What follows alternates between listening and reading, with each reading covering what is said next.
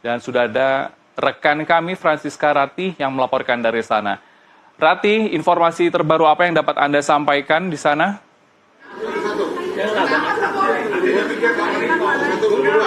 Ya, Helmut dan juga pemirsa, memang saat ini sidang lanjutan peninjauan kembali baru saja diskors oleh Majelis Hakim untuk ibadah sholat Jumat, di mana tadi kita sudah mendengarkan keterangan bersama-sama terkait ahli hukum pidana, yakni Asmi Saputra, yang sudah menerangkan terkait proses penyelidikan dan penyidikan yang tidak lazim dan tentunya tidak sesuai prosedur.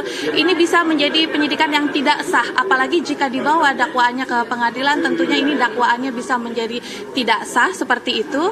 Dan seharusnya jika memang terjadi dakwaan yang tidak sah, harusnya batal demi hukum dakwaan yang diajukan kepada para terpidana ini.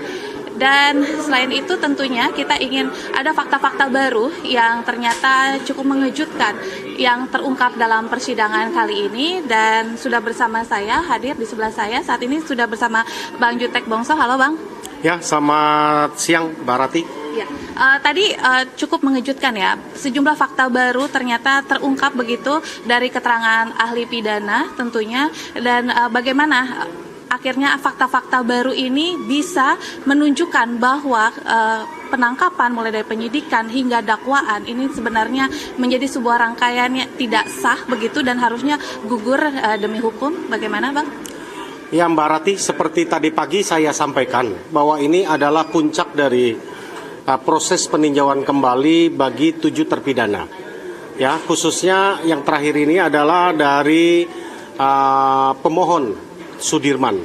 Kenapa menurut saya ini puncak? Oleh karena dari kesaksian Sudirman yang sudah diutarakan tadi pagi saya sampaikan, ya. Banyak hal yang kita baru mendapatkan yang terbaru dari mulai barang bukti, sumber nama para tersangka, 11 nama itu, keterlibatan Sudirman, kondisi dia, apakah dia pelakunya dan juga aktornya dalam dan saat ini terbantah juga di dalam keterangan ahli Pak Asmi tadi, Saputra, ya kami konfirmasi terkait dengan proses penangkapan tanggal 31 Agustus 2016, dari mulai penangkapan pukul 16 di depan SMP 11 sampai kepada seluruh proses, ya tadi kita sudah dengarkan keterangan ahli.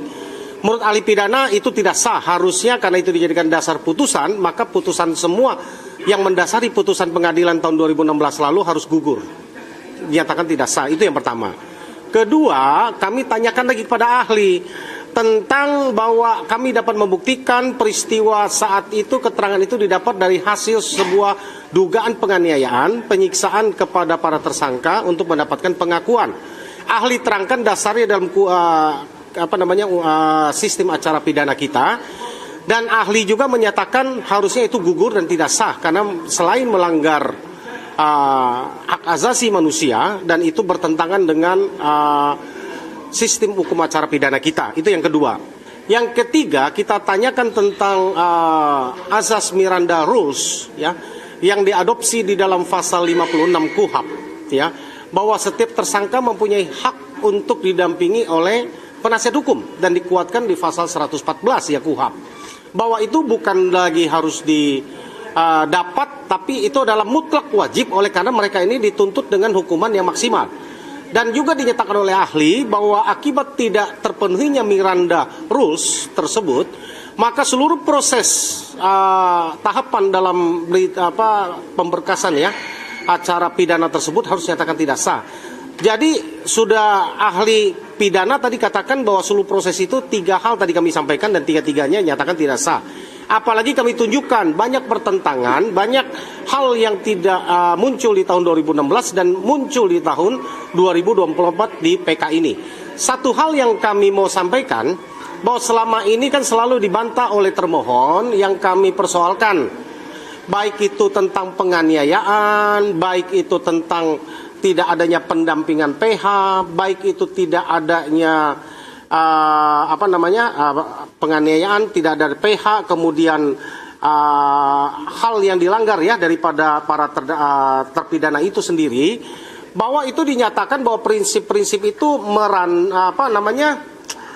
melanggar dari prinsip ya Miranda Rules sehingga dinyatakan tidak sah ya, maka seluruh proses itu yang kami sampaikan ini menurut ahli ya, yang bahwa seluruh itu harusnya dinyatakan tidak sah secara prosedur itu, gitu Mbak. Baik, tadi juga yang terkonfirmasi pada saat ditanyakan terkait peradilan sesat, begitu ya, memang bahwa seolah-olah jika kejadian tersebut dibungkus seolah-olah betul seperti itu kejadiannya, sehingga ini bisa dikatakan peradilan sesat, begitu ya.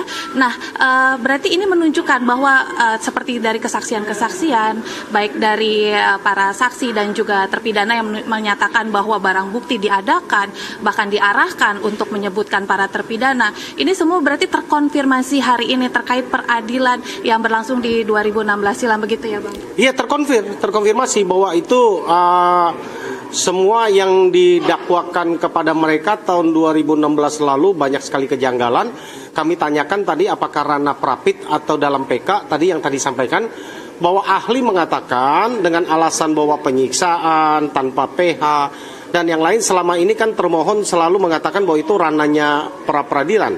Tadi kami konfirmasi bahwa karena itu tidak muncul dan tidak dipertimbangkan dalam putusan pengadilan saat itu, walaupun dalam persidangan muncul, bahwa itu adalah ranah dari peninjauan kembali. Karena ini ada sangat fundamental sekali, diatur seluruhnya dalam sistem beracara pidana kita. Baik, berarti yang juga mengejutkan tadi adalah terkait BAP di persidangan 2016 yang menyatakan Rudiana mendatangi alamat yang tertera jelas sebagai alamat DPO. Ini tentunya kejutan baru ini ya di persidangan yang tidak pernah disangka-sangka sebelumnya. Bahkan hari ini terungkap dalam persidangan. Bagaimana pandangan Bang Jutek terkait hal ini? Jadi sebenarnya kedua yang baru, kalau selama ini mengatakan Rudiana waktu tanggal 31 Agustus 2016 pukul 16 hanya mengamankan, dalam persidangan PK ini juga kami dapat buktikan bahwa keesok harinya tanggal 1 September 2016 Rudiana datang menjemput Rivaldi ke Polsek Utara Barat Cirebon. Ya, artinya di situ sekali lagi terbukti bahwa Rudiana itu bukan hanya mengamankan, bukan hanya menangkap, tapi terus terlibat dalam proses ini.